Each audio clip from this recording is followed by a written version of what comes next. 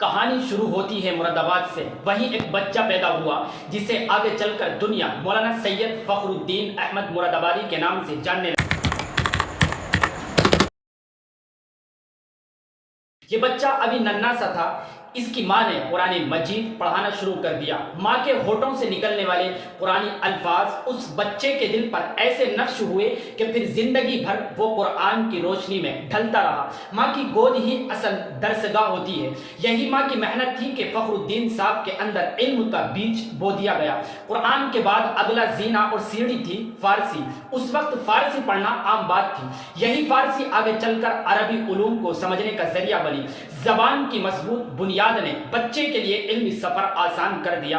صرف 8 سال کا تھا۔ عام بچے اس عمر میں گلیوں میں دوڑتے ہیں، کھیلتے ہیں، شرارت کرتے ہیں، لیکن مولانا فخر الدین صاحب کی دلچسپی کھیل میں نہیں بلکہ کتابوں میں تھی۔ اس عمر میں انہوں نے صرف اور نحو پڑھنا شروع کر دیا۔ ذہانت ایسی تھی کہ بہت جلد اپنے ہم عمروں سے آگے نکل گئے۔ پھر وقت آیا اگلا پڑاؤ کا۔ ایڈمیشن لیا مدرسہ منبع العلوم گلاوٹھی میں۔ یہاں کے بڑے استاذ اور ٹیچر حضرت مولانا ماجد علی جونپوری سے پڑھا۔ انہی کے ساتھ دہلی بھی گئے۔ دہلی کے مدرسوں میں علوم عقلیہ یعنی منطق اور فلسفہ وغیرہ کی کتابیں پڑھی۔ اس چھوٹی سی عمر میں اتنی بڑی بڑی کتابیں پڑھ لینا خود ایک عجیب اور حیران سی بات تھی۔ 1908 عیسوی یہی وہ سال ہے جب مولانا فخر الدین احمد صاحب دیوبند پہنچے۔ دیوبند اس وقت بر صغیر کے مسلمانوں کے لیے صرف ایک مدرسہ نہیں بلکہ علمی اور فکری قیادت کا مرکز تھا۔ یہاں بڑے بڑے عالم پڑھاتے تھے۔ حضرت شیخ الہند مولانا محمود حسن دیوبندی نے ایک خاص ہدایت دی، دورہ حدیث جلدی ختم مت کرو، 1 سال کے بجائے 2 سال میں پڑھو۔ یوں ہوا بھی، ہر کتاب ہر حدیث سکون اور گہرائی کے ساتھ پڑھی۔ یہی وجہ ہے کہ حدیث کے علم میں غیر معمولی پختگی پیدا ہوئی، تعلیم کمپلیٹ ہوئی۔ اب میدان میں قدم رکھنے کا وقت آیا اور اللہ تعالیٰ نے یہ عزت دی کہ دارالعلوم دیوبند ہی میں پڑھانے لگے۔ ذرا سوچئے، جہاں تک کل وہ شاگردوں کی صف میں بیٹھتے تھے، آج وہی استاذ کی کرسی پر بیٹھے ہوئے تھے۔ یہ ان کے کمال علم اور اساتذہ کے اعتماد کی دلیل تھی۔ پھر کچھ عرصے بعد شوال 1339 ہجری میں جامعہ قاسمیہ مدرسہ شاہی مراد آباد گئے۔ یہاں تو گویا ان کی زندگی کا سب سے بڑا دروازہ اور باب شروع ہوا۔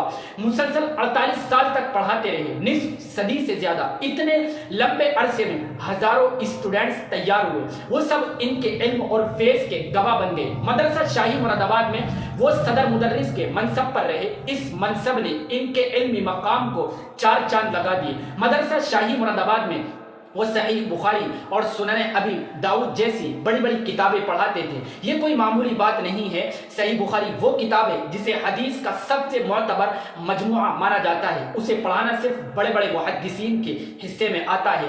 ان کا انداز یہ تھا کہ محض عبارت نہیں پڑھاتے بلکہ حدیث کے اندر چھپے ہوئے پیغام کو کھول کر بیان کرتے، فقہی پہلو بھی سمجھاتے اور عملی زندگی پر اس کے اثرات بھی بتاتے۔ اس لیے شاگرد ان کی کلاس کو محض پڑھائی نہیں بلکہ دل کی غذا سمجھتے تھے۔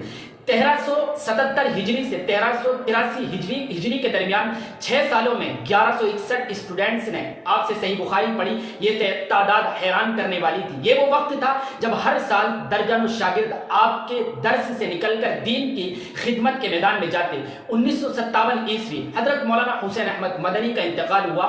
ان کے بعد دارالعلوم دیوبند نے مولانا فخر الدین احمد مراد آبادی کو شیخ الحدیث سلیکٹ کر لیا۔ شیخ الحدیث کا منصب کسی بھی مدرسے میں سب سے بڑا ہوتا ہے اور دیوبند میں تو یہ منصب اس کے حصے میں آتا ہے جو پورے دور کا سب سے بڑا محدث ہو۔ یہ عزت انہیں ملی۔ وہ صرف مدرس اور محدث نہیں تھے، ایک رہنما بھی تھے اور ایک لیڈر بھی تھے۔ جمعیت علماء ہند سے جڑے، پہلے نائب صدر رہے، پھر 1959 عیسوی میں مولانا احمد سعید دہلوی رحمۃ اللہ علیہ کے بعد صدر بنا دیے گئے۔ یہ زمانہ بڑا نازک تھا، امت کو اتحاد کی ضرورت تھی۔ مولانا فخر الدین احمد مراد آبادی نے ہمیشہ مسلمانوں کو جوڑنے کی بات کی، ان کے مسائل پر آواز اٹھائی، قیادت کو امانت سمجھ کر نبھایا۔ انہوں نے کئی کتابیں بھی لکھی ہیں جیسے القول الفصیح، ایضاح البخاری، آمین بالجہر۔ یہ کتابیں ان کی علمی بصیرت کا ثبوت ہیں۔ آج بھی اسٹوڈنٹس، طلبہ اور علماء ان سے فائدہ حاصل کرتے ہیں۔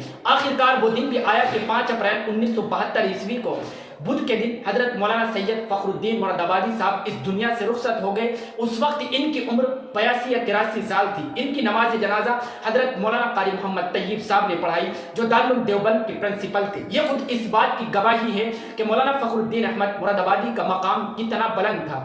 ان کی زندگی کا ایک سبق ہے تعلیم کی اصل بنیاد قرآن ہے. استاد وہ ہے جو شاگرد کے دل کو زندہ کر دے. قیادت کا مقصد امت کو جوڑنا ہے، تقسیم کرنا نہیں ہے.